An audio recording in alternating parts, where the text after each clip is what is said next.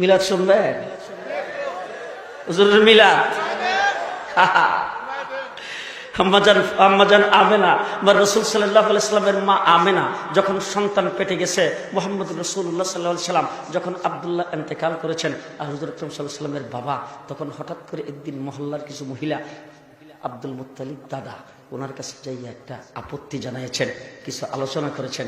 সে আলোচনাটা হইল, আপনার বৌমা আব্দুল্লাহ আপনার ছেলে দুনিয়ার থেকে চলে গেছে, কিন্তু এত দামি আর এত সুগন্ধিযুক্ত আতর ব্যবহার করে বিধবা মহিলাদের জন্য এগুলি ঠিক না। সেই কথা আব্দুল মুত্তালিবকে যাই বলছেন। আব্দুল মুত্তালিব বৌমারে ডাইকা বলেন, ও বৌমা, আমার ছেলে দুনিয়ার থেকে চলে গেছে, তুমি আমার আদরের বউ, আর তোমার পেটের ভিতরে এখন সন্তান, আমি এই সন্তানের জন্য কত আশা আকাঙ্ক্ষা নিয়ে আসি, এখন তোমার সম্পর্কে একটা সমালোচনা শুনলে তো আমার কাছে খুব খারাপ লাগে। লোকজন এসে আমাকে বলছে তুমি নাকি খুব সুগন্ধিযুক্ত আতর ব্যবহার করো সব সময়, যেইগুলি বিধবা নারীর জন্য ঠিক না। আমেনা চোখের পানি ছেড়ে দিয়ে বলে, ও শ্বশুর আব্বা, আমি কি করব, যেদিন থেকে আমার এই সন্তান পেটের ভিতরে গেছে ওই দিন থেকে আমার সমস্ত শরীর থেকে মেশকে আম্মার চাইতে বেশি সুগন্ধি বের হয়েছে। মা আমেনা বলেন, শ্বশুর আব্বা, আমি কি করব, এই সন্তান যেদিন পেটে গেছে ওই দিন থেকে আমাকে মা হাওয়া সালাম জানাইতে শুরু করেছেন, ওই সন্তান যেদিন থেকে পেটে গেছে ওই দিন থেকে বিবি আসিয়া আমাকে সালাম জানাইতে শুরু করেছেন, ওই যেদিন থেকে এই সন্তান পেটে গেছে ওই দিন থেকে মা মারিয়াম আমাকে সালাম জানাইতে শুরু করেছেন, ওই দিন থেকে বিবি হাজারা আমাকে সালাম জানাইতে শুরু করেছেন, জান্নাতের হুর গিলমান আমাকে সালাম জানাইতে শুরু করেছেন, ফেরেশতারা আমাকে সালাম জানাইতে শুরু করেছেন। আমি জমিনে পাড়া দেওয়ার সময় কাঁটাতে পাড়া দিলে কাঁটা ফুল হয়ে যায়, পাথরে পাড়া দিলে পাথর মোমের মতো গলে যায়। কি শুনবেন রাসূলের মিলাদ? আর কম আবু তালেব রাসূল সাল্লাল্লাহু আলাইহি সাল্লামের চাচা, নাম শুনুন নাই তো বোধহয়। আবু তালেব রাসূল সাল্লাল্লাহু আলাইহি ওয়াসাল্লামকে একাধারে 40-42 বছর পর্যন্ত পালছেন। আবু তালেব একদিন রাসূলকে ডাক দিয়ে বলতেছেন, ভাতিজা, আমি কিন্তু তোমার চিনি, তোমার সম্পর্কে খুব ভালো করে জানি। আল্লাহর নবী বলেন, চাচা কি জানেন? বলে, তোমার যে বরত্ব, তোমার যে ইজ্জত, তোমার যে আজমত, তোমার যে অকার, এই সম্পর্কে আমার খুব জানা আছে। বলে, চাচা কেমনে জানলেন? বলে, কিছু তোমার মার কাছ থেকে শুনছি আর কিছু আমি নিজের চোখে দেখছি। বলে, চাচা কি শুনছেন? বলে, শুনছি তোমার মা বলছে অন্যান্য মা যখন সন্তান পেটে ধারণ করে তখন ঠিক মতন ঘুমাইতে পারে না, ঠিক মতন খাইতে পারে না, উঠতে পারে না, বসতে পারে না, তারপরে কতক্ষণ শুয়ে থাকে, কতক্ষণ উঠে বসে, কতক্ষণ দাঁড়ায়, পেটে ব্যথা করে, কোমরে ব্যথা করে, পায়ে ব্যথা করে, দাঁড়াইলে পাওটা ভেঙে আনে, ডাক্তারের কাছে যাইতে হয়, চেক আপ করাইতে হয়। আর তোমার মা তোমাকে পেটে ধারণ করছে তখন নাকি তোমার মার কোনো কষ্ট হয় নাই। বলে, চাচা এই শেষ না আরো কিছু শুনছেন? বলে, ভাতিজা আরো শুনছি। তোমার মা বলছে তোমাকে তোমার মা যখন পেটে ধারণ করেছেন হঠাৎ করে একদিন তোমার মা কুয়ার থেকে পানি উঠাইতে গেছে। তোমার মা যখন আগে কুয়ার থেকে পানি উঠাইতে যাইতো তখন বালতি দিয়ে কুয়ার ভিতর থেকে টাইনা পানি উঠাইতে হইতো, আর তোমাকে পেটে ধারণ করার পরে তোমার মা যতবার কুয়ার থেকে পানি উঠাইতে গেছে ততবারই যাইয়া দেখছে কুয়ার পানি তোমার মার জন্য পার পর্যন্ত উঠে রয়েছে। আর কি শুনছেন? বলে, আর শুনছি তোমার মা বলছে প্রচন্ড রৌদ্রের ভিতরে তোমার মা যখন ঘর থেকে বের হইতো আকাশের মেঘমালা আইসা তোমার মার মাথার উপরে ছায়া ধরতো। বলে, চাচা আর কি শুনছেন? বলে, আরো শুনছি তোমার মা রাস্তা দিয়ে হাইতে যাইতেছে, রাস্তার দুই ধারের গাছগুলি তোমার মার সামনে মাথা মতো করে সালাম করতে শুরু করেছেন।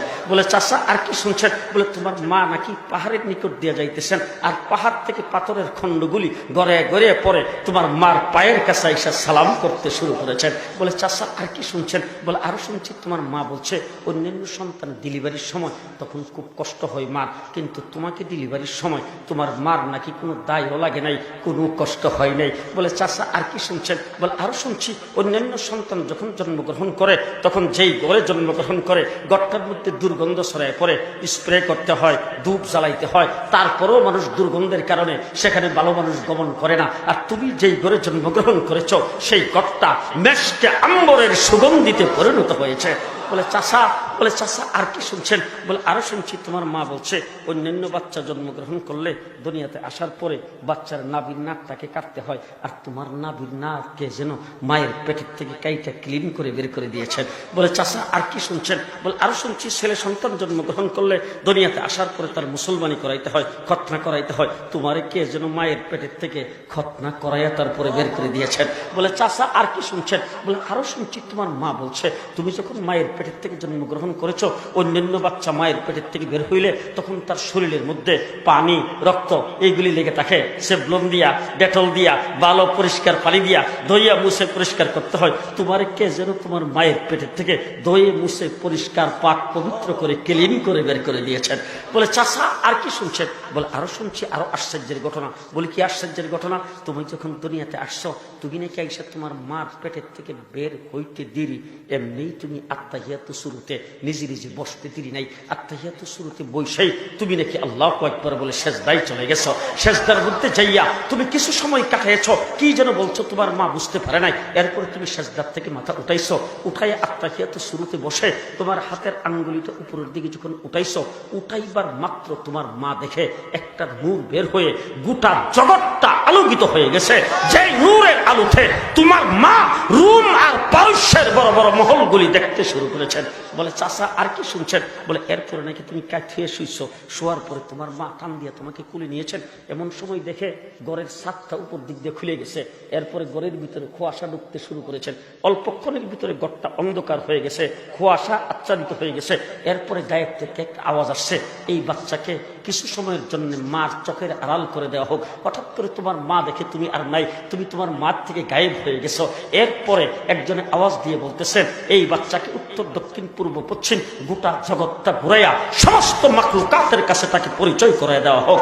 এরপরে আর তুমি হঠাৎ করে আবার আমার কুলে আসছো। তোমার মা বলতেছেন তোমার মার কুলে আসছো। কুলে আসার পরে একজনে গায়েব থেকে আওয়াজ দিয়ে বলতেছেন, 1,24,000 পয়গম্বর যত গুণ দিয়ে আল্লাহ পাক সৃষ্টি করেছিলেন, সমস্ত পয়গম্বরের গুণ এই বাচ্চার ভিতরে ঢুকাই দেওয়া হোক। শুধু তাই না, হাইওয়ান, জন্তু, জানোয়ার থেকে শুরু করে আল্লাহ পাক যত মাখলুকাত তৈরি করেছেন, সমস্ত মাখলুকাতের ভালো গুণগুলি এই বাচ্চার ভিতরে ঢুকাই দেওয়া হোক।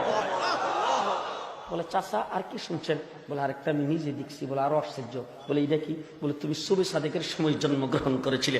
সুবে সাদেকের সময় তখন যখন সূর্য উদিত হয়েছে, আমরা তোমাকে ঘরের ভিতরে রাখছি সূর্যের তাপ যেন না লাগে।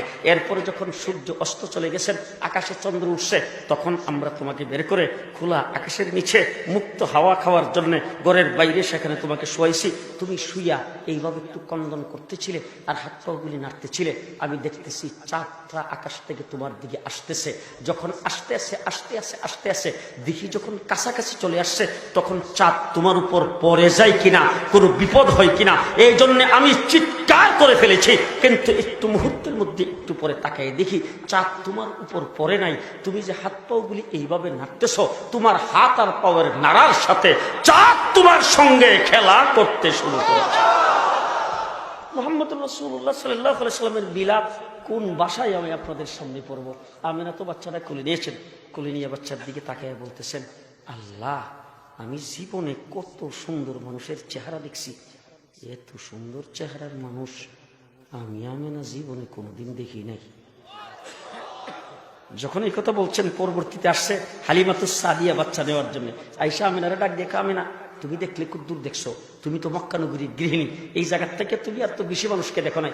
আমার কাছ থেকে শোনো, আমার এলাকা, আমার মহল্লা, আমার ইউনিয়ন, আমার এলাকার লোকজন বাচ্চা পালন করাই তাদের কাজ। আর তোমাদের মক্কা হইল রাজধানী, এই রাজধানীর বড় বড় ব্যবসায়ী, বড় বড় ধনী মানুষ, মন্ত্রী, মিনিস্টার, বড় বড় সচিব, বড় বড় ব্রেগলিয়া, তাদের বাচ্চাগুলি কিন্তু আমরাই লালন পালন করি।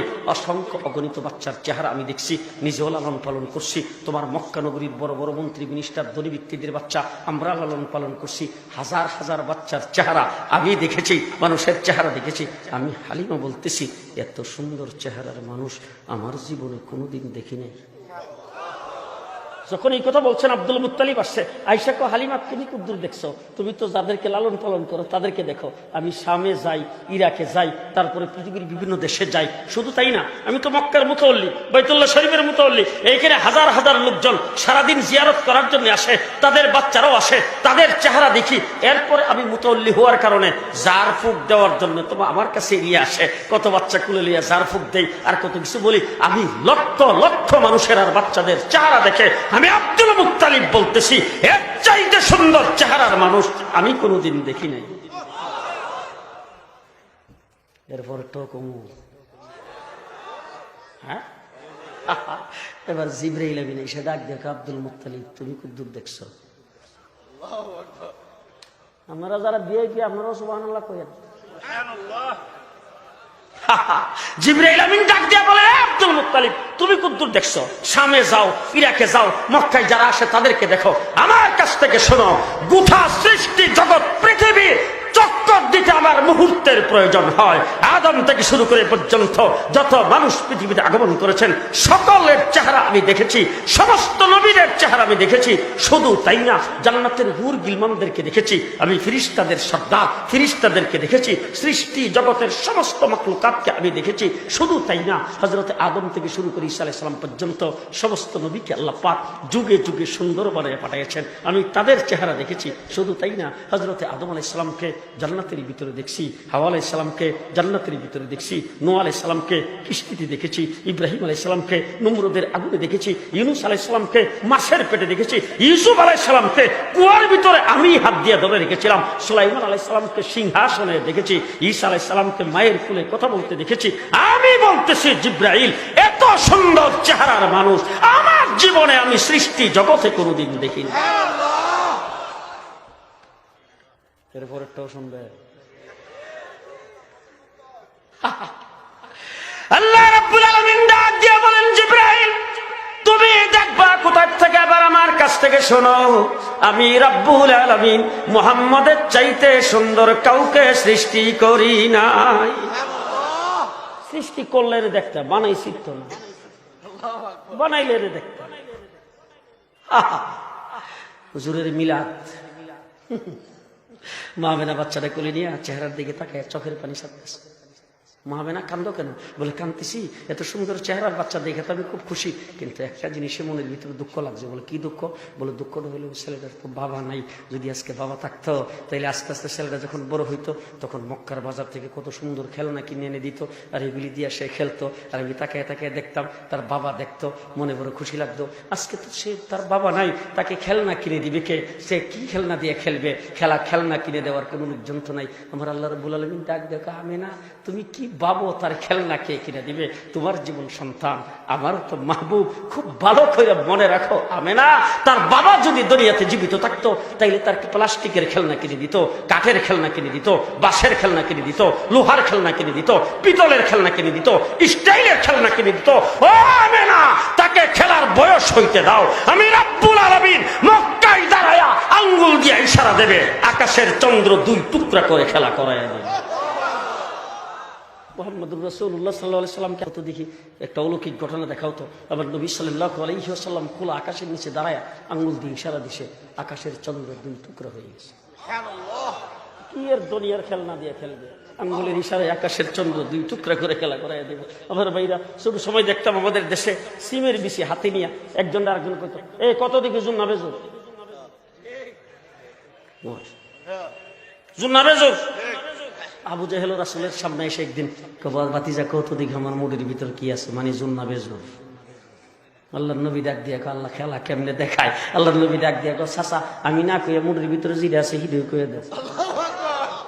হুজুর আঙ্গুল দিয়ে ইশারা দিছে, মুঠির ভিতরে পাথর জবান খুলে গেছে, লা ইলাহা ইল্লাল্লাহর কালিমা পড়তে শুরু করে দিয়েছে। মুহাম্মদুর রাসূলুল্লাহ সাল্লাল্লাহু আলাইহি সাল্লামের মা চোখের পানি ছাড়তেছে আর বলতেছে, হায় রে, তার বাবা যদি আজকে জীবিত থাকতো কত খুশি হইতো। আস্তে আস্তে ছেলেটা বড় হইতো, আঙ্গুলে ধরে ধরে হাঁটাইতো, কত জায়গায় নিয়ে যাইতো, কত জায়গায় ঘোরাফেরা করাইতো। আজকে তার বাবা তো দুনিয়াতে জীবিত নাই, তার ঘোরাফেরাই বা করাইবার মতো মানুষও তো নাই, সে তো ইতিম হইয়া দুনিয়াতে আসছেন।